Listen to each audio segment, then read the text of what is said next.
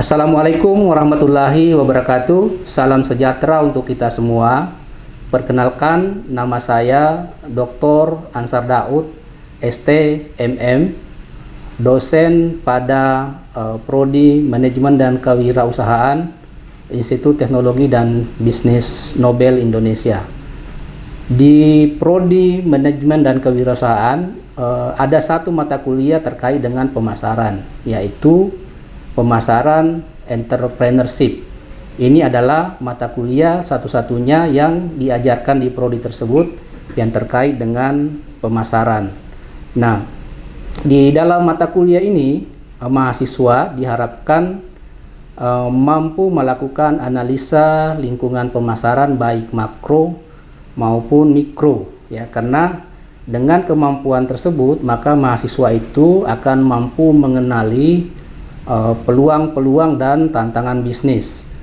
Kalau kita berbicara tentang pemasaran entrepreneurship, maka concern utama yang menjadi perhatian dan tumpuan mahasiswa itu adalah bagaimana mengidentifikasi peluang. Jadi dalam mata kuliah ini adalah bagaimana kita peserta didik itu mampu mengidentifikasi peluang-peluang yang ada dan apa tantangannya, kemudian mentransformasikan peluang tersebut menjadi kegiatan usaha yang menguntungkan. Karena itu mereka harus memahami konsep PESTEL, ya, bagaimana menganalisa lingkungan makro.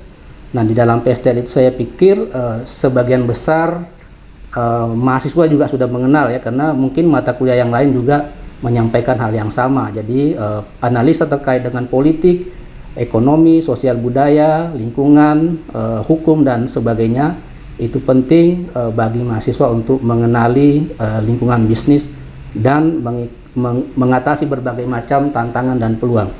Kalau kita melihat bahwa pemasaran entrepreneurship ini memiliki beberapa dimensi, ya, terutama yang terkait dengan dimensi innovativeness, kemudian dimensi proactiveness, kemudian dimensi resource leveraging. Nah, ini penting sekali karena ketika peserta didik itu mampu mengeksploitasi peluang, maka untuk bisa memanfaatkan peluang tersebut dibutuhkan sikap proactiveness, dibutuhkan sikap innovativeness dan kemampuan untuk memanfaatkan resource yang belum optimal. Jadi kemampuan untuk melakukan resource leverage ini penting. Kemudian di dalam mata kuliah pemasaran entrepreneurship ada dua teori penting yang harus kita tanamkan kepada mahasiswa. Teori yang pertama itu adalah teori effectual theory. Effectual theory ini diperkenalkan oleh Sarasvati itu dengan menekankan pada dua hal. Yang pertama adalah bagaimana menghadapi ketidakpastian, bagaimana mengatasi ketidakpastian. Yang kedua adalah bagaimana mengantisipasi risiko dalam proses kewirausahaan. Karena kewirausahaan itu pada dasarnya selalu melekat risk dan juga kompetisi yang sangat ketat. Nah, kompetisi yang sangat ketat ini tentu selalu menimbulkan ketidakpastian. Nah, teori utama yang penting saya tanamkan selaku pengajar untuk mata kuliah yang tadi sudah saya sebutkan adalah effectual theory. Selain effectual theory, ada satu lagi teori yang penting juga kita pahamkan kepada mahasiswa, yaitu resource reconfiguration theory. Nah, kalau mereka peserta didik ini bisa memahami dua teori ini, tentu saja menjadi dasar berpikir yang kuat untuk melakukan analisa dan pengembangan mata kuliah. Dalam teori resource reconfiguring theory, maka penekanannya itu adalah bagaimana mengatur dan menata sumber daya yang ada guna menciptakan keunggulan kompetitif. Jadi dengan memahami dua teori ini, saya pikir mahasiswa peserta mata kuliah pemasaran entrepreneurship akan memiliki bekal yang memadai di samping topik-topik atau tema-tema yang dibahas selama 14 kali pertemuan sesuai dengan rencana pembelajaran. Ya, selamat bertemu kembali ya dalam perkuliahan kita hari ini. Terima kasih. Assalamualaikum warahmatullahi wabarakatuh. Waalaikumsalam warahmatullahi. Seperti yang adik-adik sudah ketahui semuanya bahwa mata kuliah kita hari ini adalah pemasaran entrepreneurship. Ya, tentu sudah mendapatkan informasi dari bagian akademik ya, termasuk mungkin rencana pembelajaran ya. Sebelum memulai saya kira adik-adik semua sudah tahu ya, nama saya Ansar Daud. Di Nobel ini sudah ya sekitar 10 tahun kurang lebih ya mengajar. Untuk pasca mungkin baru sekitar 4 tahun ya. Nah, untuk mata kuliah kita pada hari ini sesuai dengan jadwal kita akan melihat dulu ini nama singkat saya ya. Mungkin sebelum melangkah lebih jauh, saya ingin 1-2 orang dulu memperkenalkan diri ya. Mungkin yang paling depan nama, kemudian background S1. Baik, terima kasih. Perkenalkan, nama saya Muhammad Erkin Saputra. Saya lulus S1 di Universitas Islam Negeri Alauddin Makassar, Iya. mengambil jurusan jurnalistik. Jurnalistik kok agak itu ya, agak beda ya. Satu lagi dari cewek, siapa yang mau mewakili? Ya, nama sama background S1. Oke, baik Pak. Perkenalkan, nama saya Marianti. Asal institut untuk S1 saya yaitu kampus di ITB Nobel sendiri. Oh ya. Dengan mengambil jurusan manajemen. Berarti S1-nya di Nobel ya? Iya. S2-nya juga di Nobel, oke. Berarti bukan orang baru ya? Ya, terima kasih. Kita lihat kira-kira outline perkuliahan kita untuk mata kuliah pemasaran entrepreneurship ya. Saya kebagian 7 kali pertemuan ya sebagai dosen 1. Yang pertama kita akan belajar tentang konsep dasar entrepreneurial marketing dan UKM. Kemudian yang kedua adalah kita juga perlu tahu tentang riset pasar dan identifikasi lingkungan bisnis ya, nanti kita lihat. Kemudian bagaimana mengidentifikasi pelanggan potensial pada usaha UMKM. Kemudian yang keempat membangun keunggulan bersaing. Kemudian perencanaan produk dan jasa pada bisnis baru. Yang keenam adalah membangun merek dan ekosistem merek, dan yang kelima adalah terkait dengan review artikel ya. Karena adik-adik semua nanti pada akhirnya akan menulis tesis. Ya, akan menulis tesis. Yang kedua akan melakukan publikasi karya ilmiah ya. Sehingga mau tidak mau kita harus membahas juga tentang artikel-artikel yang terkini untuk mata kuliah pemasaran entrepreneurship ya. Kita lihat sama-sama, ini adalah referensi yang akan kita gunakan ya. Jadi adik-adik semua nanti bisa mencari di sumber online ya, maupun mungkin di toko buku yang ada di Makassar atau toko buku online, buku-buku yang bisa kita gunakan sebagai referensi dari perkuliahan kita. Nomor 1 itu ada edisi yang baru ya, yang terbit 2022, ada juga yang lama 2018, kemudian yang nomor 2 itu Philip Kotler dan Keller ya. Ini adalah mata kuliah manajemen pemasaran murni ya. Kemudian yang ketiga sama prinsip marketing juga dari Kotler, dan yang keempat sama. Tapi yang penting sekali mungkin adik-adik cari adalah nomor 1 ya. Kira-kira ada kendala untuk mencari sumber pembelajaran atau referensi kita? Gampang kan ya, sekarang sudah bisa cari di Google ya. Coba di googling, bisa enggak ketemu nomor 1 tadi? Tuliskan saja namanya. Atau judul bukunya ya, Entrepreneurial Marketing, yang ditulis oleh Edwin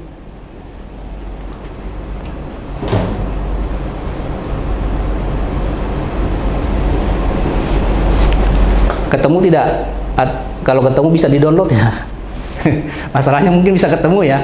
Tapi mendownloadnya itu belum tentu bisa karena kadang-kadang ada property right-nya dan sebagainya. Tetapi biasanya ada dosen tertentu atau peneliti tertentu yang membuat summary-nya ya. Coba cari summary dari buku itu yang bisa kita gunakan sebagai pegangan ya. Nah, sebelum kita membahas tentang pemasaran entrepreneurship, saya pikir adik-adik semua sudah pernah belajar tentang pemasaran ya. Ada yang mau memberikan definisi atau pengulangan ya, apa yang sudah diketahui tentang pemasaran? Iya. Baik Pak, izin menjawab. Menurut pengetahuan saya pribadi terkait pemasaran itu bagaimana cara kita untuk memasarkan produk yang kita miliki agar dikenal luas oleh masyarakat dan dengan tujuan untuk closing dari produk kita itu sendiri. Iya, oke. Terima kasih banyak. Jadi pemasaran itu kalau menurut definisi tadi berarti kan adalah proses untuk menciptakan ya, untuk membuat, kemudian memperkenalkan ke pasar, kemudian mendorong terjadinya transaksi ya. Nah, saya pikir itu definisi yang betul. Kemudian kita lihat di definisi Kotler ya. Ini adalah ada dua definisi di sini. Yang pertama adalah Kotler dan AMA ya. AMA itu adalah American Marketing Association, asosiasi pemasaran di Amerika Serikat. Nah, kalau kita lihat apa yang menjadi concern dari definisi pemasaran, kita lihat di kata kuncinya itu ada kata activity ya. Activity tadi kan disebutkan ya. Activity itu adalah proses untuk mengenali pasar ya. Kita perlu tahu siapa pembelinya, kemudian daya belinya dan seterusnya. Kemudian aktivitas untuk membuat produk ya dan seterusnya. Tentu saja kita harus mengenali lingkungan pemasaran. Kemudian misalnya institusi, di situ ada kata kuncinya kata institusi. Institusi di situ bukan apa namanya ya? Perusahaan. Institusi itu bisa perusahaan, bisa orang, atau kombinasinya ya. Jadi yang disebut dengan institusi di situ adalah bisa perorangan, per kelompok orang, atau perusahaan, kelompok perusahaan. Nah, kemudian di situ ada kata creating dan seterusnya ya. Jadi ketika kita melihat sebuah definisi, perhatikan apa namanya keywordnya ya, kata kuncinya. Kalau kita memahami kata kuncinya, maka kita akan mudah memahami itu ya. Ada yang sudah jadi pengusaha di sini? Ada ya, pengusaha itu kan tidak harus punya perusahaan kan, tidak harus punya perusahaan secara formal, punya PT ya, punya CV dan sejenisnya ya. Pengusaha itu misalnya tetangga saya itu memproduksi roti ya, memproduksi roti, lalu saya membantu menjual ya. Itu kan sebenarnya sudah mencoba memulai sebuah usaha ya. Saya mencoba menjualkan produk yang dihasilkan oleh orang-orang di sekitar kita ya. Atau misalnya kita meminjam barangnya pedagang ya. Misalnya di kampus ini ada mahasiswa butuh pakaian, butuh alat tulis, butuh kertas dan seterusnya. Saya bisa saja misalnya ke toko ya, ke toko dengan perjanjian atau dengan jaminan tertentu.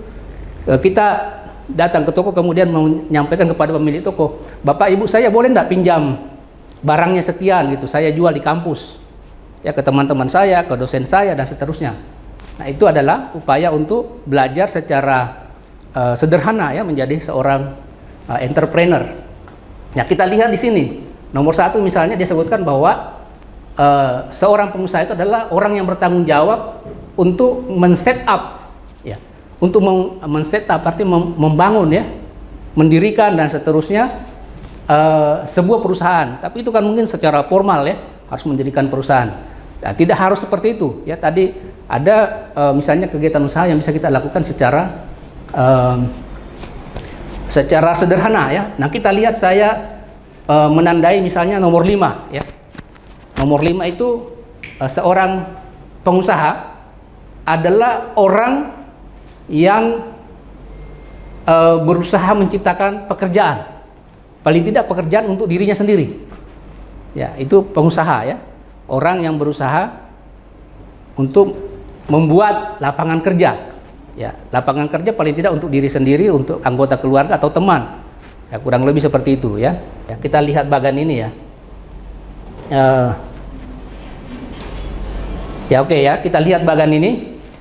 Saya kira bagan ini menunjukkan kepada kita kenapa pemerintah dan lembaga pendidikan tinggi itu berkepentingan untuk menciptakan seorang pengusaha. Ya, kita lihat ya,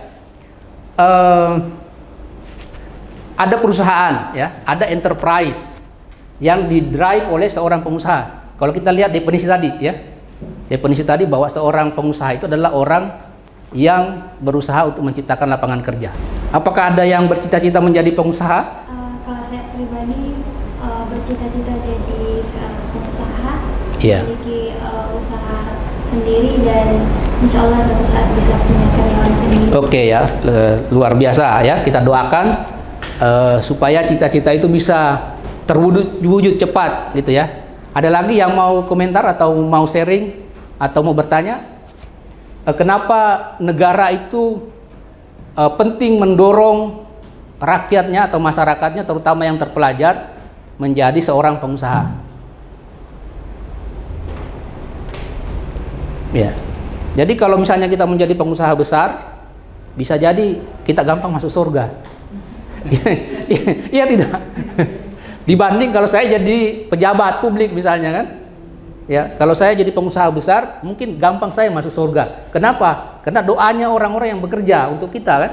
Ada istrinya di rumah menunggu, ada anak-anaknya kuliah, sekolah dan seterusnya. Ya. Secara tidak langsung menciptakan kesejahteraan untuk sekian banyak orang ya. Jadi ya jangan ragu-ragu menjadi pengusaha ya. Baik, saya pikir saya sudah menyampaikan sebagian besar dasar-dasar bagian pertama terkait dengan konsep dasar pemasaran entrepreneurship. Nah, untuk kegiatan kita setelah perkuliahan tentu ada kegiatan belajar mandiri ya. Jadi kalau kita lihat satu SKS itu biasanya kan ada kegiatan belajar terstruktur seperti di kelas ini ya. Kemudian ada satu SKS itu identik dengan 1 jam belajar terstruktur di kelas. Kemudian ada belajar mandiri, ada penugasan terstruktur juga ya. Jadi setelah perkuliahan kita ini saya meminta kepada adik-adik semua untuk membuat semacam rencana bisnis ya. Rencana bisnis nanti soalnya saya upload di Siakat ya, di Edlink ya. Kita sekarang punya Edlink. Nanti saya upload di sana, adik-adik semua bisa melihat ya tugasnya. Tugasnya itu adalah membuat rencana bisnis. Ya, rencana bisnisnya itu kira-kira bisnis apa yang akan dikerjakan ya.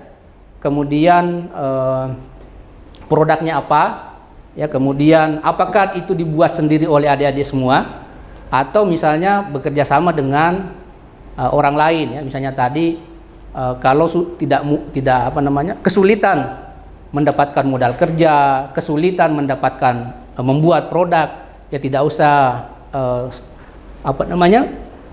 tidak usah terlalu besar dulu ya, cukup manfaatkan sumber daya yang kita punya ya. Salah satu unsur utama dari entrepreneurship itu adalah melakukan leveraging aset ya, leveraging aset. Nah, Ibu Menteri Keuangan kita itu Bu Sri Mulyani itu pernah bilang begini. Jelas? Ya, silakan nanti di-download di Siakat atau Edlink kita ya. Kemudian waktunya 1 minggu ya. 1 minggu dari hari ini. Kemudian kalau kita lihat tadi ya rencana pembelajaran kita, jangan lupa nanti, jadi jangan menunggu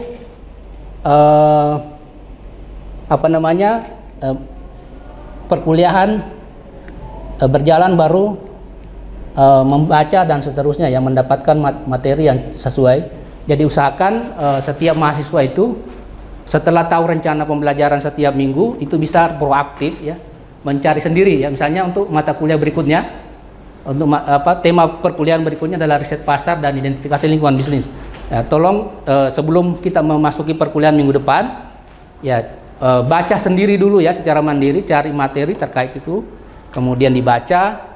Nah, nanti minggu depan bisa kita diskusikan bersama-sama ya.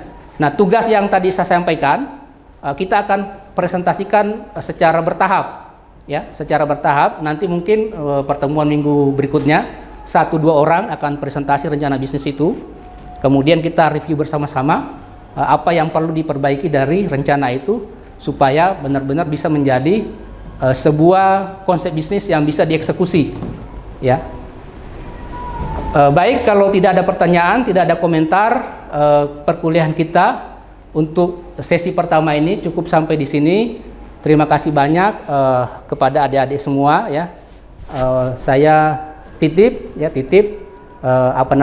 kegiatan pembelajaran tadi, bahwa dalam satu SKS itu ada belajar terstruktur seperti di kelas ini, ada belajar mandiri, ada tugas mandiri dan sejenisnya gitu ya, supaya perkuliahan ini menjadi efektif dan semua peserta mendapatkan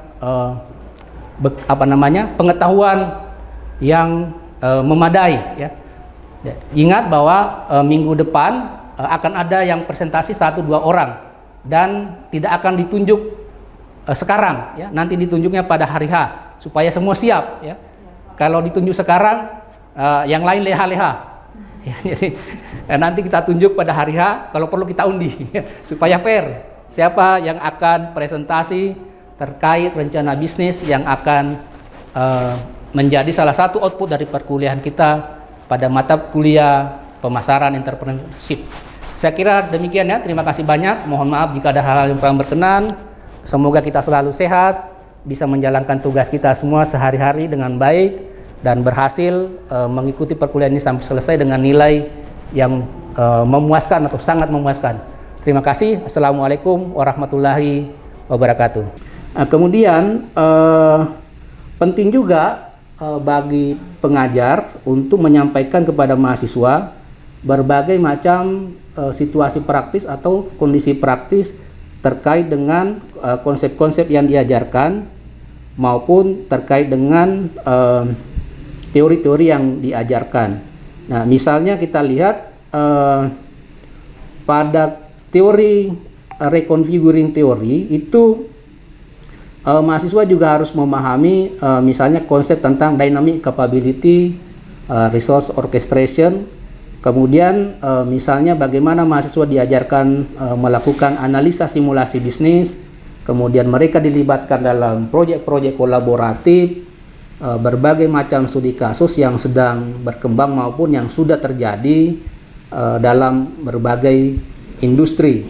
Hal-hal ini penting untuk menguatkan kemampuan mahasiswa untuk memahami materi pembelajaran baik secara teori maupun secara praktis. Kemudian setelah proses perkuliahan dilakukan, mahasiswa juga perlu kita evaluasi dan berikan feedback terkait dengan apa yang menjadi output dari tujuan pembelajaran. Jadi pada mata kuliah pemasaran entrepreneurship ini, indikator keberhasilan dari perkuliahan itu bisa dilihat dari beberapa hal. Misalnya kita bisa melihat apa kemampuan mahasiswa dalam mendefinisikan dan menjelaskan konsep pemasaran entrepreneurship. Yang kedua adalah pemahaman mahasiswa tentang perbedaan antara marketing entrepreneurship dengan marketing tradisional.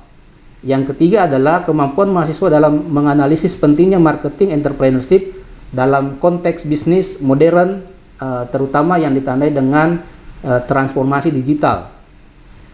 Kemudian mahasiswa juga perlu kemampuan untuk menghadapi tantangan dan memanfaatkan peluang dalam implementasi marketing entrepreneurship. Karena itu buku ajar yang kami sudah tulis dengan judul Pemasaran Entrepreneurship itu kami lengkapi dengan setiap babnya itu dilengkapi dengan bagian evaluasi dan studi kasus ya. Misalnya pada bab 1 itu kami sebagai salah satu penulis atau tim inti penulis itu menekankan mahasiswa untuk melakukan studi kasus terhadap misalnya bisnis startup seperti startup, Traveloka, dan Gojek. Kemudian dalam evaluasi pembelajaran kita juga meminta mahasiswa untuk mempelajari tentang Tokopedia, misalnya Airbnb, Dropbox, Google, dan sebagainya sebagai bagian dari upaya mencari pengalaman, inspirasi, dan sebagainya. Kemudian dalam perkuliahan ini mahasiswa juga akan mendapatkan tugas, ya. Ada beberapa tugas yang disampaikan, yang struktur ada 2. Tugas pertama itu dilakukan di setengah semester pertama, 7 pertemuan pertama itu ada tugas 1, bobotnya 15%. Nah, di sini mahasiswa membuat bisnis proposal. Bisnis proposal ini nanti akan dipresentasikan baik secara individu atau kelompok. Kemudian setelah presentasi itu akan dilakukan evaluasi dengan melakukan tanya jawab dan feedback untuk melihat sejauh mana proposal bisnis tersebut sudah layak untuk dieksekusi. Kemudian setelah tanya jawab nanti mahasiswa akan diberikan saran-saran perbaikan proposal, dan setelah itu mahasiswa dianjurkan untuk melakukan aksi nyata, aksi real dengan mengeksekusi proposal bisnis tersebut untuk misalnya memulai meng-create usaha atau meng-create produk yang bisa digunakan sebagai indikator utama penyelesaian proses pembelajaran. Kemudian tugas 2 itu juga bobotnya 15% diberikan pada saat semester pertemuan ke-8 sampai ke-14. Nah, semua tugas ini tentu saja diupload pada aplikasi yang dimiliki oleh Nobel. Di Nobel ini sudah ada LMS dengan berbagai macam modul, ada modul pembelajaran yang kita sebut Edlink. Edlink ini adalah media kolaboratif yang memungkinkan dosen dengan dosen berinteraksi, mahasiswa dengan mahasiswa berinteraksi, atau mahasiswa dengan dosen bisa berinteraksi satu sama lain dalam menyelenggarakan kegiatan perkuliahan. Nah, kemudian untuk evaluasi akhir perkuliahan ada 2 kali ujian, ada UTS dengan bobot 35%, kemudian UAS dengan bobot 35%. Nah, demikian hal-hal yang terkait dengan penyelenggaraan atau pelaksanaan mata kuliah pemasaran entrepreneurship ini kita sampaikan, kita desain dan sampaikan kepada mahasiswa dengan harapan indikator-indikator yang menjadi barometer keberhasilan kegiatan pembelajaran itu bisa terpenuhi setelah sejumlah pertemuan, 14 pertemuan dan 2 kali penugasan dan 2 kali ujian. Demikian, terima kasih. Salam sejahtera untuk kita semua, sehat dan sukses untuk kita semua. Assalamualaikum warahmatullahi wabarakatuh.